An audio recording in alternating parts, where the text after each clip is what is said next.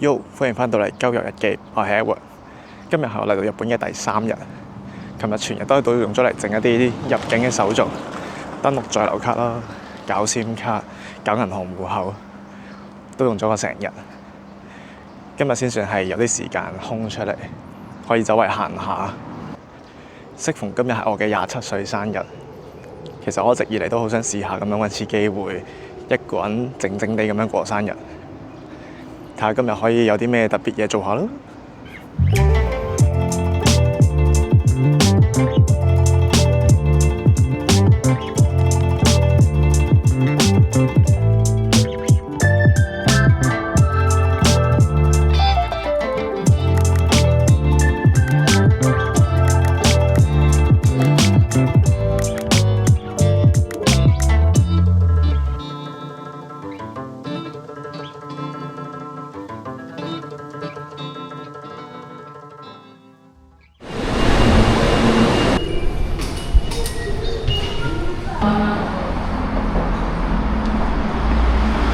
今日要做嘅第一件事就係剪頭髮，想試下喺日本剪頭好耐。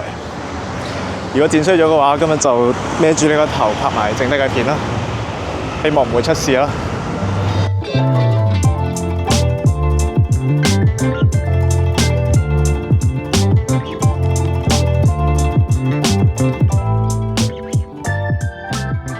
主要就是抓的時候大膽一點，因為你真的是很小心、很細心抓的話，髮根就是不會塌。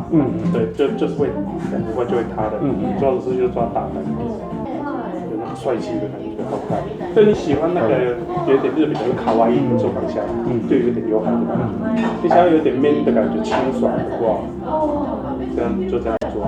好，然後這兩邊放起來。哦，對，那兩邊對，好的。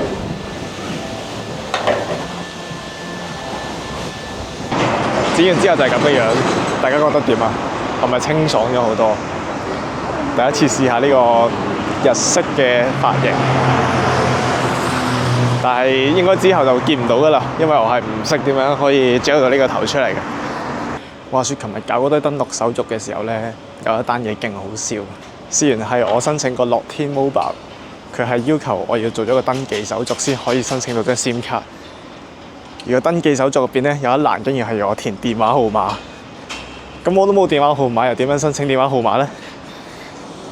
跟住就喺呢個位都棘咗2個鐘，最後要係託我老母揾啲日本朋友，俾個電話號碼我先可以申請到，勁反智，搞到我差啲去唔到銀行嗰度申請個銀行戶口。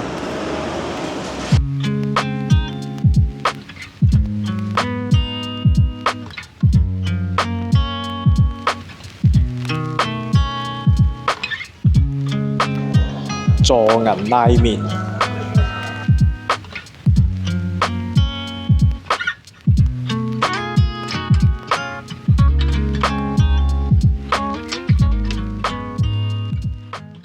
啱先個爐壞咗，等咗半個鐘，所以佢特登送咗張面類無料券俾我，唔知香港度用唔用到嘅呢？我決定今日開始要進行一個新嘅挑戰。就係挑戰連續14日食唔同類型嘅日本菜式。啱啱嘅助銀拉麵就係第一餐，因為我發覺我對日本菜嘅認識實在太少啦，好似唔係和牛就係壽司咁樣。而家就要逼下自己嚟到日本，要嘗試發掘下啲唔同嘅菜式。所以14日嘅午餐、晚餐加埋28餐，我要諗夠28種嘅菜式去湊滿佢。喺你見到呢條片嘅時候，我估應該去到第7定係第8日㗎啦。有興趣嘅話，可以 follow 一下鳩遊日記嘅 Threads， 你就會知道我每日嘅挑戰究竟進行成點樣。有成7-8年冇嚟過呢度，有少少感動咧。上次嚟都係中學 grad trip 嘅時候。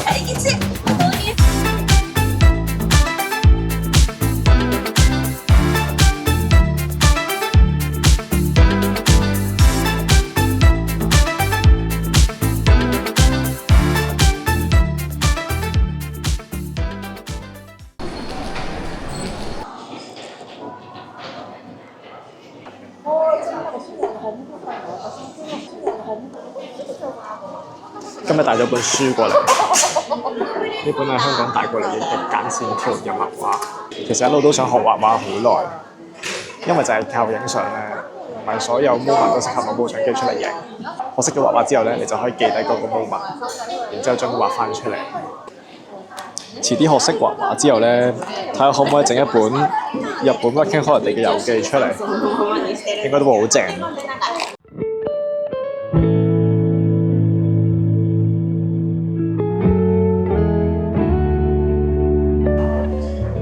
大概就係咁樣。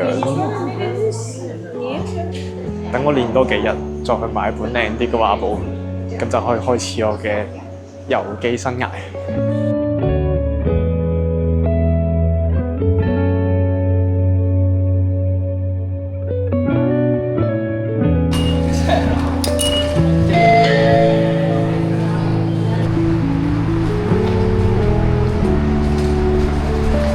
而家嘅時間嚟到6點鐘，趁而家天氣幾好，睇下睇唔睇到日落先。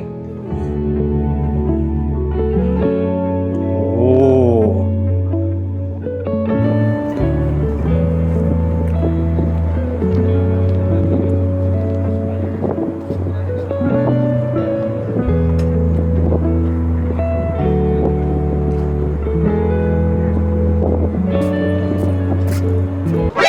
何？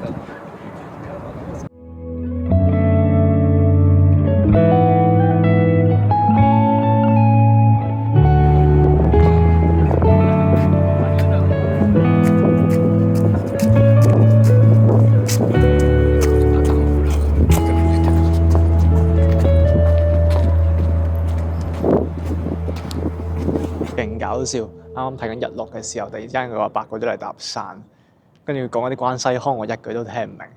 佢一路講，我就淨係可以咁樣そうですか，諗到好多咁樣，搞唔掂啲日文，完全聽唔明。跟住佢又唔 care 喎，係咁自己講自己啲嘢，跟住好似我聽得明咁樣，跟住聽佢講咗3個字。